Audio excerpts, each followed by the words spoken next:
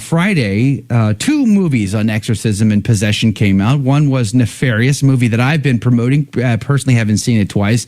Then there was the other movie, which I have not seen, and that was The Pope's Exorcist, starring Russel Crowe, depicting Father Gabriele Amorth, God rest his soul. I did happen to catch some reviews of the film because I didn't want to give my money to it or go watch it because it's really in the horror genre, which I was not interested in. So I watched some reviews, and the one that I would recommend is from Reason and Theology. A very good review because he points out something rather startling, and I just want to spill the beans here because I don't think you watched it, and I think that would be the right move. But no. I wanted to point this out because I want to ask you a fundamental question here in a second.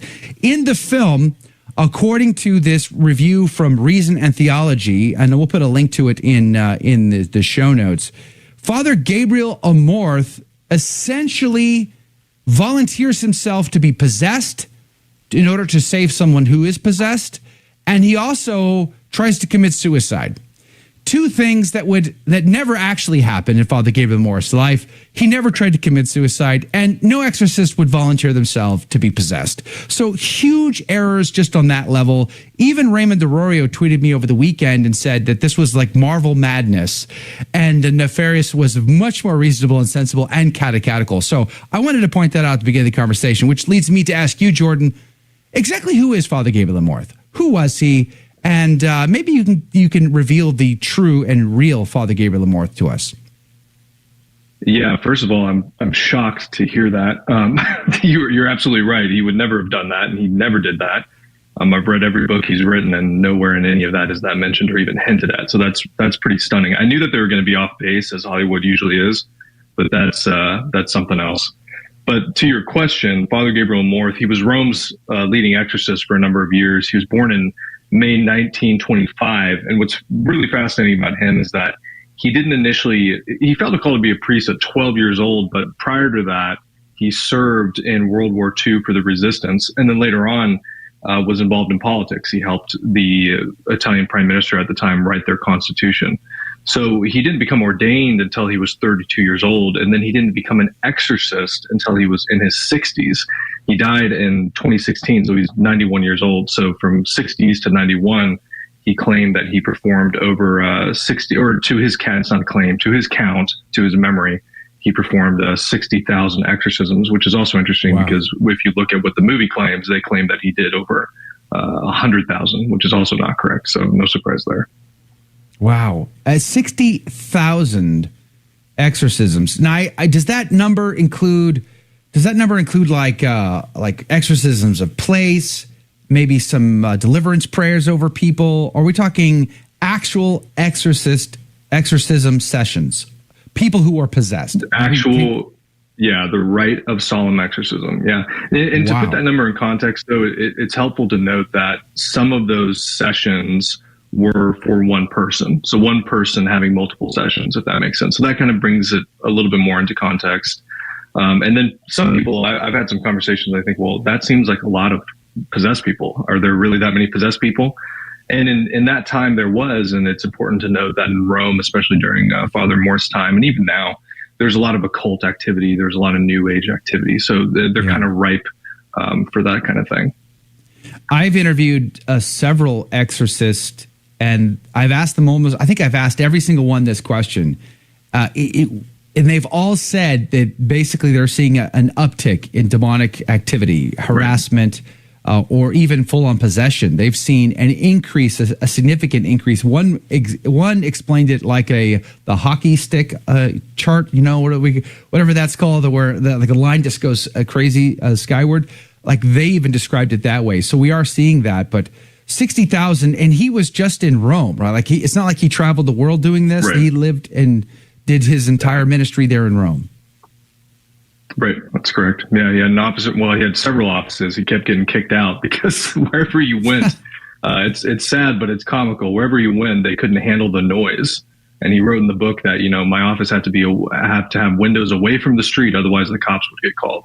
So when he finally got in the office, he was but it was all in Rome. What was the average length of a session? Do we have any sense of how long? Was it a half hour, hours? What is that? What did it take? Yeah.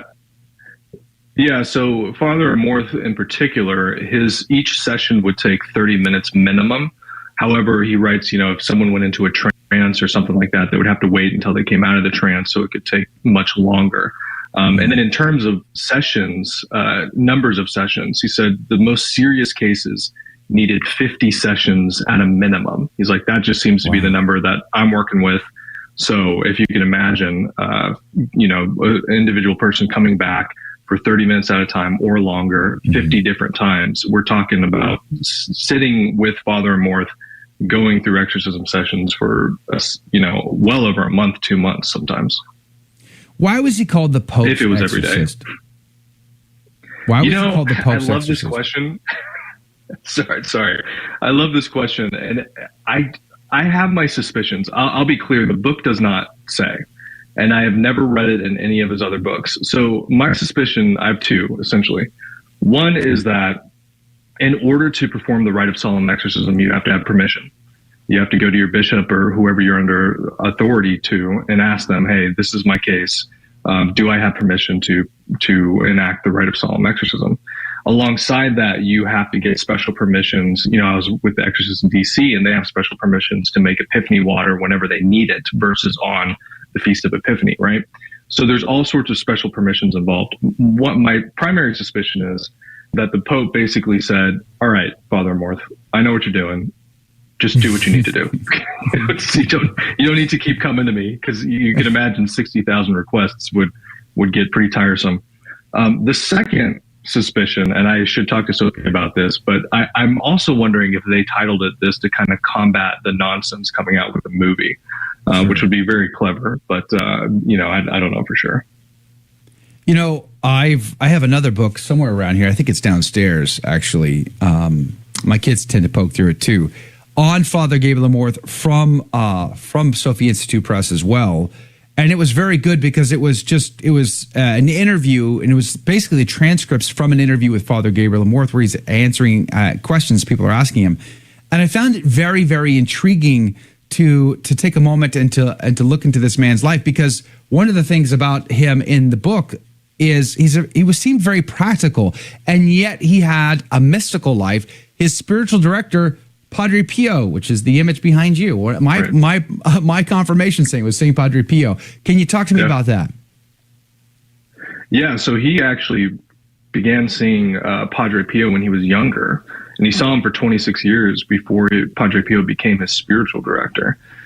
As far as his Father Amorth's mystical life is concerned, he claims that he didn't have much of a mystical life. However, when you receive visions of Padre Pio and Our Lady of Gabriel of Our Lady of Sorrows, I think you have a little bit of a mystical life. So he may have been downplaying it. He was very careful to be very humble.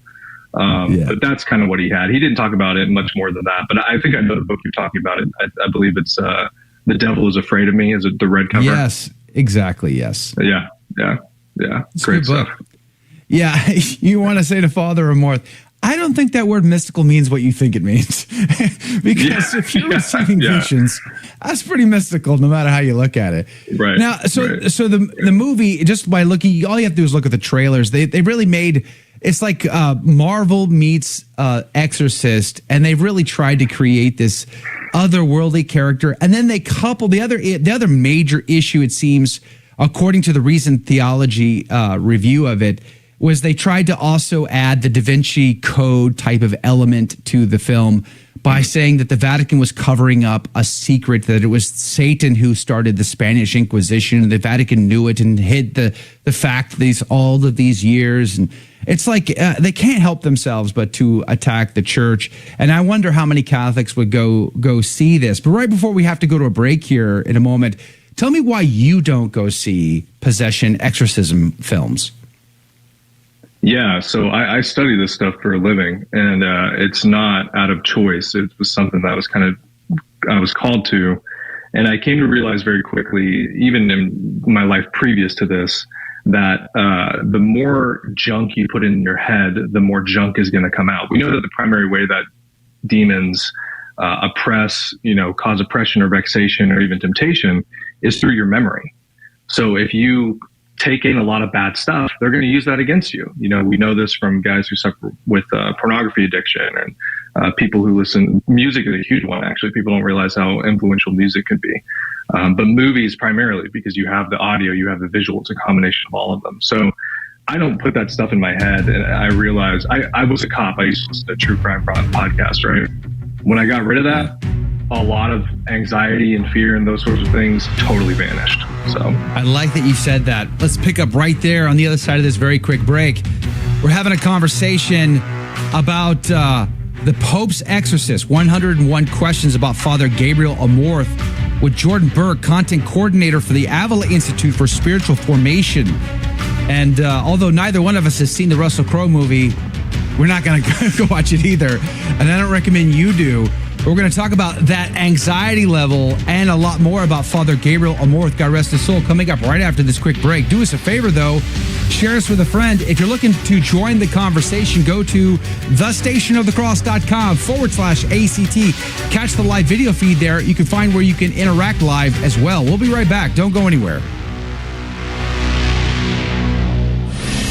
Hi, this is Jim Havens, co-founder of the National Men's March to Abolish Abortion and Rally for Personhood. Some truths are self-evident, some rights are unalienable. It is a scientific fact that life begins at conception fertilization. It is a foundational moral truth that we ought not murder innocent human beings. Every human being is a human person with a right to life and the equal protection of law according to the 14th Amendment of the U.S. Constitution. Yet we have an ongoing daily mass murder of our little preborn brothers and sisters. It's time for all men and women of goodwill to rise up together in the public square and say no more. Come join us in Albany, New York on Saturday, June 3rd. Men, let's go first and gather at 9 a.m. for the Men's March. Women, we need you to join us at 10:45 a.m. for the Rally for Personhood outside of the New York State Capitol. We'll have some great speakers along with terrific opportunities for formation and fellowship before and after. Go to themensmarch.com for all the details. See you in Albany. Each weekday from 10 to 11 a.m. Eastern, the Station of the Cross brings you Mother Miriam Live. Don't let circumstances determine your life and your peace and your love and your sacrifice. Tune in from 10 to 11 a.m. Eastern for Mother Miriam Live on the Station of the Cross and our free iCatholic Radio mobile app. You can also watch the video stream every day on Facebook or on YouTube. There's no better way to start your day than with spiritual formation from inspiring priests. Every family, every individual, this parish should sign up for a holy hour. Each family should have at least one representative to present their petitions before God in the sacrament of His love. That's Sermons for Everyday Living, weekdays from 6 to 7 a.m. Eastern on the Station of the Cross.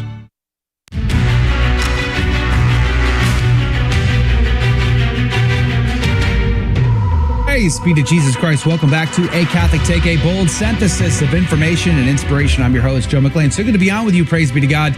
Of course, you probably know by now, Russel Crowe has come out with a movie. Well, it's not his movie. He's just the actor in it. But it's called The Pope's Exorcist, where he plays the real-life priest and exorcist, God rest his soul, Father Gabriele Amorth. And they claim it's based on true events. Now, there is some truth, but it's mixed in with some egregious errors. We've been discussing all of that in this program with Jordan Burke from the Avila Institute, and also about this book that actually reveals the real Father Gabriele Amorth by Sophia Institute Press. SophiaInstitute.com is their website. The Pope's Exorcist, 101 questions about Father Gabriele Amorth. Jordan, welcome back to the show. Right before the break, you mentioned about the anxiety. You were a cop, used to like live and breathe in that, and the anxiety would be high. Just yesterday after Holy Mass, I was drinking my coffee and enjoying the weather, and a gentleman walked up, told me how much he liked and appreciated what we do here at the Station of the Cross and on A Catholic Take. And we talked about this anxiety thing, and I said I have to live and breathe the news 24/7. And it can be daunting, it can be heavy and anxiety-ridden. And I say I don't recommend it. Don't do it. I summarize for you so that you don't have to do that. If a man lives in a state of grace and is obedient to his vocation in life, it doesn't matter what comes out of the Vatican, doesn't matter what comes out of Washington, D.C. but be obedient to your state in life and live in that state of grace, and you can have peace. There's something to that, isn't there? Oh my gosh, I couldn't agree more. I couldn't agree more. You may know my dad used to be the head of the National Catholic Register, and I saw what being in the news constantly did to his health. I mean, it destroyed his health in many ways. So my heart goes to you, because I know that the guys in your position are called to your position for a reason, because you can handle that more than the average person. But for the average person, it's just not. If you don't need to stare into the abyss, don't, because that old saying is true. It's going to stare back into you, and it hurts when it does. So much of what films like the Pope's Exorcist does, and I really do. I know I've been beating this nefarious drum now for a few weeks, but it's true. Nefarious is not a horror film. It's not a scary film. It is, if anything, you could say it's teaching. It's catechetical in so many ways. And it's such a contrast to this film. This film is meant to embellish. It's meant to be horror genre. It's meant to just, excite these disordered passions and the fascinations people have with the occult, with death, and all the rest. Which, let's talk about the real Father Gabriele Amorth. What did he have to say? What did Father Gabriele Amorth have to say on things like the occult? How about Reiki or Santa Muerta? But what about other things like yoga, Dungeons and Dragons, Harry Potter? What did Father Gabriele Amorth have to say about those things? Sure. So he was very outspoken on a lot of these things. He has a very interesting, nuanced, I would say, take that I don't know if I personally would necessarily agree with, only because of the information that we have now. We have so much more information now from other exorcists like Father Lampert, Father Ripperger, Father McManus, all these other guys. But he is careful, because he's not sensational. He is careful to say, for Harry Potter, for instance, well, look, we need to understand that it is glorifying magic, and that's not good. And that's not, comparative to the Lord of the Rings, where magic is something that helps move the plot, but it's not central to the story. It is in Harry Potter, and that can lead to a disordered curiosity, a curiositas. And in that way, we need to be careful and, probably avoid it. Now, I think that's why I added the caveat before. I think if you had the information that we have now from Exorcist like Father Ripperger, you'd probably be on the same page with Ripperger and say, no, we should avoid it entirely. He's spoken plenty on that. As far as yoga, it's the same thing. He said, look, Eastern meditative yoga, as Catholics, you can't do that. You can stretch, there's a difference, but any of this other stuff, you can't be involved in. Reiki, astrology, these different things that have been outright condemned by the church. They say you can't do any of these things. Why? Because they're occult, they're new age, they're Gnostic. It's going to open a doorway, and you're not going to like what comes out. Father Amorth also founded the international organization that helped to train new exorcists, which is, when you were talking about this with Eric Sammons last week, I was fascinated by that part, because you would think that this would be a standard thing within the Catholic Church. Exorcists would have a standard process with which to go through for training, preparing them for this apostolate. But until Father Gabriele Amorth did it, there really wasn't a standard, was there? Right. No, it's absolutely correct. Yeah. The only training was on-the-job training, meaning that if a new priest was appointed to be an exorcist, he would have to go follow an already existing exorcist and assist him in exorcisms to kind of see, okay, this is what's going on, this is what happens. And until Father Amorth started the IAE, the International Association for Exorcists, I think it was in 91. Or no, not 91. Maybe, I'm not sure. I don't remember. Not all that long ago, really. Yeah, no, it wasn't. It was very recent. Thank you. Only then did they start having a way to kind of share information. I think I mentioned on Eric's show, one exorcist might find out that the breastplate of St. Patrick is particularly powerful versus another prayer, or they discover that, somebody who's suffering from this affliction really responds to this type of prayer and this type of, procedure. So yeah, until then, it was really, I kind of don't want to think about how it must have been, because my heart breaks for these guys already, because their jobs are already, even today, still so difficult. But it's safe to say it would have been significantly worse before this, or before the IAE. One of the other things about the film that I saw in this review from the Reason and Theology channel, again, we're going to put it in the show notes. So if you want all the links to everything we talk about, go to thestationofthecross.com/ACT. We'll post the show notes there to include this review so that you don't have to go watch that Russel Crowe film. You just watch the review and you'll know everything you need to know. But one of the other aspects that they depict Father Amorth doing is lying to a person who claimed to be possessed, and Father Gabriele Amorth plays along with this person, knowing that they're not, but sort of playing along with them in the process, something that an exorcist would never do. Because if someone has a mental illness, they need mental treatment, not an exorcist. He was definitely not in that camp, right? Correct, yeah. There's a long process before somebody can actually get to an exorcist, which includes mental health screening, speaking with a psychologist, things of that nature. Now, if it's unclear as to what is actually going on, even after all those visits, which at this point was almost impossible, especially when you speak to the experience of exorcists now. But if it's unclear, they may perform something called diagnostic exorcism, because there's no harm in doing the actual solemn rite of exorcism or exorcistic prayers. But if they can determine, and he's written, and so have many other exorcists, that somebody is faking it, or it may be by suggestion. I was just reading a book by Father Beaumonte from the St. Louis XIII Institute, I believe that's right. Apologies, my caffeine is still not kicked in yet. But they talk about this aspect where there's different psychological symptoms where people can either believe that they are possessed because of something that they may have experienced. And so to say that someone in the position of exorcist, especially like Father Amorth, would lie to that person, it would only cause them more harm. It wouldn't do them any good. So that's something that would have never happened. I think Father Gabriele Amorth was struggling mightily when I read that other book about Father Amorth, how much the Italian culture embraced just things like the horoscopes and palm readings and tarot cards and those kinds of occults, and how they were major doorways to being harassed by demons and ultimately possessed by them.